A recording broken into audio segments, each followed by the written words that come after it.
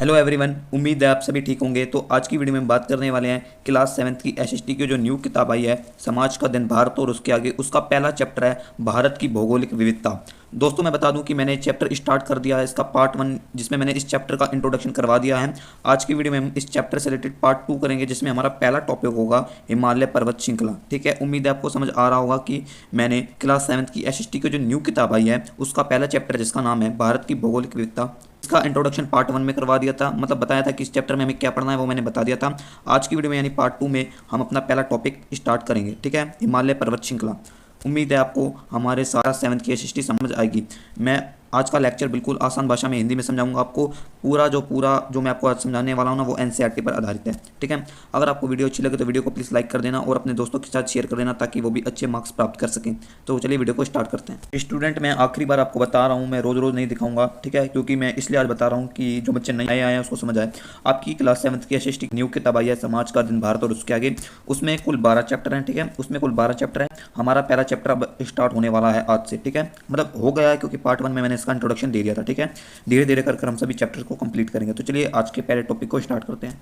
तो स्टूडेंट्स, हमारा चैप्टर ये रहा।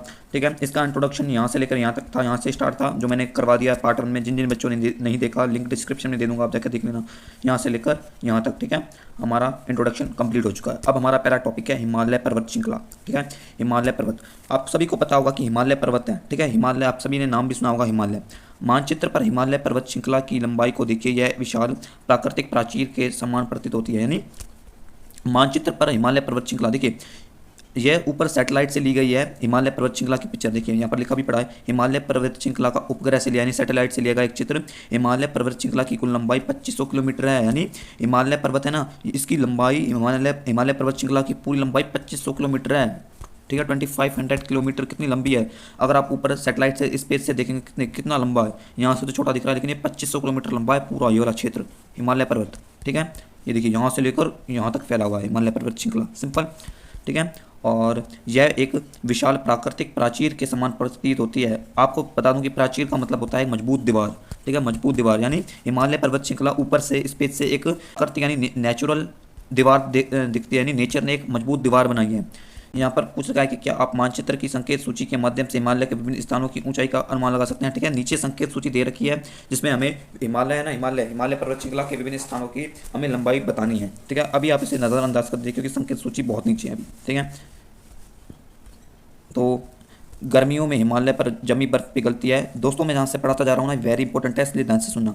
गर्मियों में हिमालय पर्वत पर जमी बर्फ पिघलती है और यह सिंधु, गंगा, ब्रह्मपुत्र जैसी प्रमुख नदियों का प्रमुख जल स्रोत है। यानी हिमालय पर्वत जब समर सीजन आता है या गर्मियों के सीजन में ना, हिमालय पर्वत की बर्फ पिघलती है। जो बर्फ पिघलते पानी बनती है वो वाला पानी सिंधु नदी, गंगा नदी, ब्रह्मपुत्र जैसी नदियाँ ना, उसके जल स्रोत है, यानी उनका जल स्रोत ही हिमालय पर्वत है।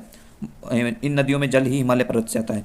यह नदियाँ व इनकी सहायक नदियाँ लोगों को पीने योग्य जल तथा कृषि एवं औद्योगिक उपयोग के लिए जल उपलब्ध करती हैं। यानी सिंधु नदी, गंगा नदी, ब्रह्मपुत्र नदी, इन नदियों के जल का इस्तेमाल लोग पीने के लिए करते हैं, फार्मिंग कृषि में करते हैं और फैक्ट्रीज में मतलब इन जल का इस्तेमाल किया जाता है और करोड़ों लोगों के जीवन को सुगम बनाती हैं। इसलिए कभी कभी हिमालय पर्वत श्रृंखला को एशिया का जल शिखर भी कहा जाता है। वेरी इंपॉर्टेंट है।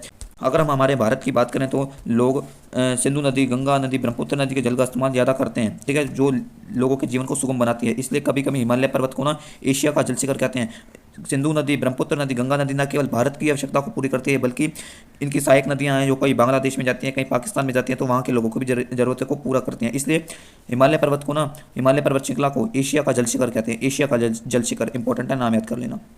हिमालय अनेक संस्कृतियों और आस्थाओं का केंद्र है। आप सभी को पता है कि हिमालय पर्वत को हमारे हिंदू धर्म में एक पूजनीय स्थान माना जाता है, यानी पूजनीय स्थान है। कुछ लोग हिमालय पर्वत की पूजा करते हैं भगवान शिव के रूप में। ठीक है, और हिमालय अनेक सांस्कृतिक आस्थाओं का केंद्र है, यानी कई लोगों की आस्थाएं हिमालय पर्वत के ऊपर, कई संस्कृतियां भी हैं हिमालय में। इन पर्वतों को पावन माना जाता है, यानी हिमालय पर्वत श्रृंखला को पावन पवित्र माना जाता है।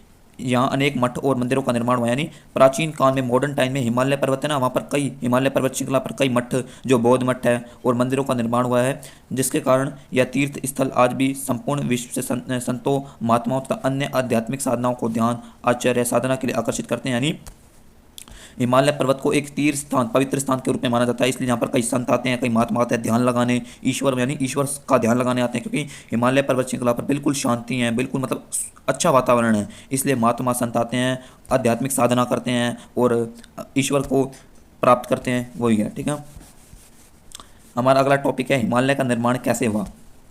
देखिए इसकी एक रोचक कथा है, हिमालय पर्वत श्रृंखला के निर्माण की एक रोचक कथा है। कैसे रोचक कथा है बताता हूँ। देखिए बहुत समय पहले भारत गोंडवाना नामक एक बड़े भूभाग का हिस्सा था। देखिए आज जिस हम अखंड भारत की बात करते हैं, अखंड भारत में पाकिस्तान, भारत और बांग्लादेश ये सब क्षेत्र आ जाते हैं। ठीक है, जो आज हम भारत में रह रहे हैं, क्या मैं आपसे पूछूं जो आज हम भारत में रह रहे हैं वो बहुत लाखों करोड़ों साल पहले से ही बसा हुआ है? नहीं, हमारा आज का भारत, आज का अखंड भारत पहले एक लाखों करोड़ों साल पहले एक गोंडवाना लैंड, आपने साइंस में पढ़ा होगा, एक गोंडवाना नामक एक लैंड था, लैंड मास था, एक बड़े भूभाग का हिस्सा था हमारा भारत गोंडवाना लैंड का, जहाँ उसका पड़ोसी अफ्रीका था। ठीक है, उस समय भारत का पड़ोसी था अफ्रीका।